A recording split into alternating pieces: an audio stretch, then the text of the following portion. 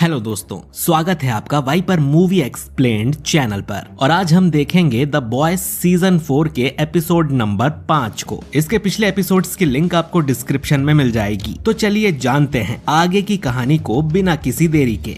Episode की शुरुआत होती है बोट के एक फैन फेस्टिवल से, जहां पर बोट सिनेमैटिक यूनिवर्स की आने वाली सुपर हीरो मूवीज के बारे में बताया जाता है, जहां पर एमसीयू की पैरोडी की गई है। बोट चैनल का न्यूज एंकर कोलमैन इसे होस्ट कर रहा था। दूसरी तरफ कंपाउंड वी मिलने की वजह से ह्यूई के फादर बिल्कुल ठीक हो गए थे। एटलीस्ट शुरू में तो ऐसा ही लगता है। ह्यूई सीनियर को वी और किसी ने नहीं बल्कि ह्यूई की मदर डेफनी ने ही दिया था, जो कि उसकी जेब से गिर गया था। ह्यूई बिना माँ के बड़ा हुआ है, तो वो नहीं चाहती थी कि उसका बाप भी उससे दूर हो जाए। दूसरी तरफ बॉयज की टीम की बैंड बजी पड़ी है। स्टारलाइट पर एजिकिल के मर्डर का इल्जाम लगाया जाता है, जबकि उसे तो बुचर ने मारा था और बुचर को खुद ये नहीं पता कि आखिर उसने एजिकिल को कैसे मार दिया। लेकिन बुचर को वो मिल गया है जिससे इनकी सारी परेशानी दूर हो जाएगी, एक वायरस जिससे सूप्स को मारा जा सकता है। ये वायरस सूप्स की रगों में जाते ही उनकी जान ले लेता है, लेकिन ये नॉर्मल इंसानों का कुछ नहीं बिगाड़ता। ये वायरस होमलैंडर को मारने जितना ताकतवर नहीं है, लेकिन ये उससे विक्टोरिया न्यूमैन को तो टपका ही सकता है। अब प्रॉब्लम ये है कि वो वायरस न्यूमैन की लैब में है, तो इन्हें वहाँ से उसे चुराना होगा। बॉयज की टीम अब उस वायरस को चुराने के लिए मान जाती है। बुचर और एमएम इसके बाद एडगर से मिलने जेल में जाते हैं। वो एडगर से कहते हैं कि वायरस को विक्टोरिया से चुराने में इनकी मदद करें। बदले में ये लोग एडगर को जेल से आजाद करवा लेंगे। शुरू में एडगर मना कर देता है क्योंकि विक्टोरिया उसकी बेटी जैसी है, लेकिन जब उसे पता चलता है कि विक्टोरिया ने अपनी बेटी जोई को वी देकर उसे भी एक सूप बना दिया है, तो एडगर इनकी मदद को तैयार हो जाता है ताकि बाहर निकलकर वो खुद जोई को अच्छी तरह से पाल सके। इधर ह्यूई के फादर काफी अच्छी तरह से बातें कर रहे थे और अपने मॉम डैड को इस तरह से साथ देख ह्यूई को बहुत खुशी हो रही थी। बिल्कुल एक हैप्पी फैमिली।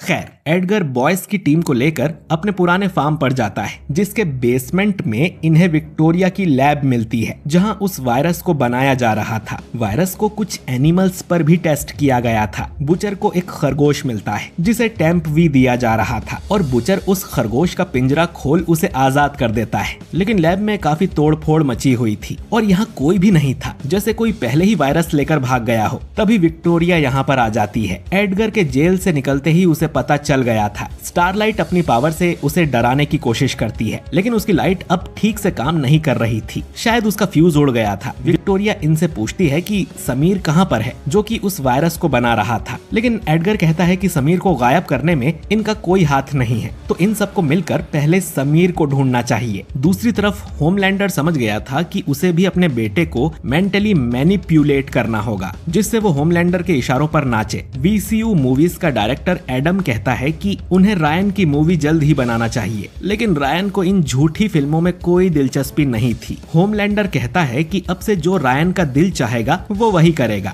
अगर उसे मूवी में काम नहीं करना तो मूवी नहीं बनेगी। होमलैंडर रायन से कहता है कि उसे जिंदगी भर लोगों ने अपने इशारों पर नचाया है। वो नहीं चाहता कि रायन के साथ भी ऐसा ही हो, इसीलिए वो दोनों अब कुछ भी करने के लिए आजाद हैं और उसे उन दोनों के अलावा और किसी की कोई चिंता नहीं है। इधर बॉयज फार्म में घूमकर समीर को खोज रहे थे। बुचर स्टारलाइट से कहता है कि वायरस मिलते ही वो विक्टोरिया को अंधा कर दे और बुचर तुरंत उसे डोज देकर मार देगा। इसके बाद ये लोग एक मुर्गी फार्म में जाते हैं, जहाँ पर लैब असिस्टेंट की लाश पड़ी हुई थी। असल में यहाँ की मुर्गियों को भी वी देकर उन्हें सूप बना दिया गया था। ये सुपर मुर्गियाँ बुलेट प्रूफ थी। ये विक्टोरिया के एक बॉडीगार्ड को मार भी देती है। अब इनसे जान बचाने के लिए सभी फार्म से बाहर निकलते हैं और गेट बंद कर देते हैं। कुछ देर में बुचर को वही खरगोश मिलता है जिसे उसने आजाद किया था, लेकिन टेम्प वी की वजह से उसकी मौत हो गई है। इधर ए ट्रेन एशली को बता देता है कि वो ही वो गद्दार है जो बॉयज के साथ मिला हुआ है और सेज को उस पर शक भी हो गया है। ए ट्रेन चाहता था कि एशली कुछ ऐसा करे जिससे कोई और बलि का बकरा बन जाए, वरना वो दोनों ही मारे जाएंगे। इधर हॉस्पिटल में ह्यूई सीनियर की याददाश्त जाने लगती है और हमें पता चलता है कि उन्हें दीवारों के आर पार जाने की पावर मिली है। इस पावर की वजह से कई सारे मासूम लोग मारे भी जाते हैं। ह्यूई सीनियर का दिमाग इतना खराब हो जाता है कि वो अपने बेटे को भी नहीं पहचान पाते। उन्हें लगता है कि उनका बेटा अब भी 11 साल का ही है, पर ह्यूई सीनियर को याद आता है कि कैसे उनकी वाइफ डेफनी उन्हें छोड़कर चली गई थी और वो उसकी जान के पीछे पड़ जाता है। इधर होमलैंडर रायन से पूछता है कि वो अपनी लाइफ में क्या करना चाहता है, जिस पर रायन कहता है कि वो सच में लोगों की हेल्प करना चाहता है। ये दोनों देखते हैं कि एडम अपनी पीए को काफी टाइम से छेड़ रहा था, तो होमलैंडर रायन से कहता है कि जाओ उस लड़की की मदद करो। अब रायन एडम को अपने पास बुलाता है, वो उससे माफी मंगवाता है और घुटनों के बल बैठाकर पीए से थप्पड़ भी पड़वाता है। रायन को लग रहा था कि वो अच्छा काम कर रहा है, जबकि वो बिल्कुल होमलैंडर के रास्ते पर चल रहा था। इधर फार्म में बॉयज का सामना सुपर भेड़ों से भी होता है, जो कि हवा में उड़ रही थी और अपने सामने आने वाली हर जिंदा चीजों के टुकड़े टुकड़े कर उसे खाती जा रही थी। इनसे बचने के लिए ये लोग एक बार्न में छुप जाते हैं, जहां समीर भी पहले से छुपा हुआ था। इन्हें ये भी पता चलता है कि समीर के साथ विक्टोरिया का पुराना लफड़ा है और समीर ही जोई का फादर है। समीर बताता है कि वायरस टेस्ट करने के लिए इन्होंने एक हैमस्टर को वी दिया था, लेकिन वो इतना खतरनाक हो गया कि उसने लैब में तोड़फोड़ कर दी।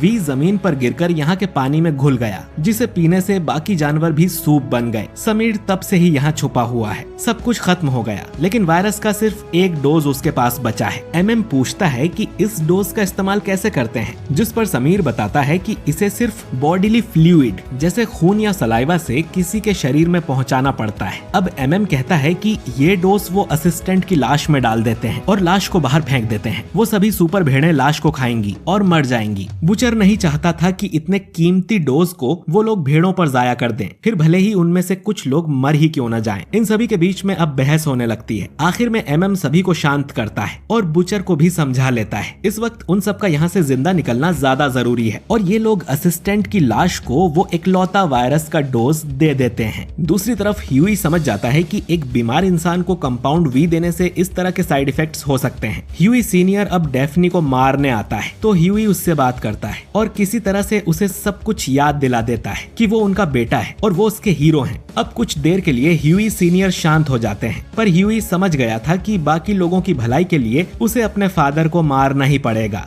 इधर वो सुपर भेड़ें उस असिस्टेंट की लाश को उठाकर खा जाती हैं। बॉयज और बाकी लोग अब तेजी से यहाँ से भागने की कोशिश करते हैं और वायरस के असर की वजह से वो सभी सुपर भेड़ें मारी जाती हैं। विक्टोरिया अब देखती है कि समीर उनके साथ नहीं है। उसे लगता है कि शायद समीर को कोई सुपर भेड़ खा गई और वो रोने लगती है। कुछ देर में पुलिस को समीर की कटी हुई टांग मिलती है, जिससे ये कंफर्म हो जाता है कि उसे भेड़ें खा गई। अब क्योंकि बॉयज के हाथ वायरस नहीं लगा, तो वो एडगर को वापस जेल भेज देते हैं और सब खाली हाथ अपने घर वापस जाने लगते हैं। लेकिन रास्ते में विक्टोरिया पुलिस वाले का सिर फोड़कर एडगर को आजाद करवा लेती है। उसी शाम बोट टावर में होमलैंडर अपनी टीम से कहता है कि उन्हें अब सच में इस देश और दुनिया को बचाना होगा अपने बच्चों के लिए, और इसके लिए शायद इन्हें और भी ज्यादा वायलेंस करना पड़ेगा। हम लोग अब सिर्फ सेलिब्रिटीज नहीं बल्कि खूंखार गॉड बनेंगे और जब फैसले की घड़ी आएगी तब सभी को होमलैंडर का साथ देना होगा। यहाँ पर जेनवी से सैम और केट भी मौजूद थे और वो भी होमलैंडर के साथ हैं। होमलैंडर अब कहता है कि उन्हें बोट के गद्दार का पता चल गया है, जो कि उनका न्यूज एंकर कोलमैन है, क्योंकि इन्हें उसके मोबाइल में एमएम का नंबर मिला है। होमलैंडर के कहने पर बाकी सूप्स पीट पीट कर कोलमैन को मार देते हैं, ठीक जैसा ए ट्रेन चाहता था। एशली ने कोलमैन को बलि का बकरा बना दिया, जबकि उसने तो कुछ किया ही नहीं था। इधर फ्रेंची अपने किए सभी पापों के प्रायश्चित के लिए पुलिस स्टेशन में जाकर खुद को सरेंडर कर देता है। हॉस्पिटल में ह्यूई कुछ दवाइयों को मिलाकर अपने डैड के अंदर इंजेक्ट कर देता है, जिससे उन्हें एक आसान मौत मिल सके। ह्यूई इस बार उन्हें अच्छे से गुड बाय बोल पाता है और उसके फादर की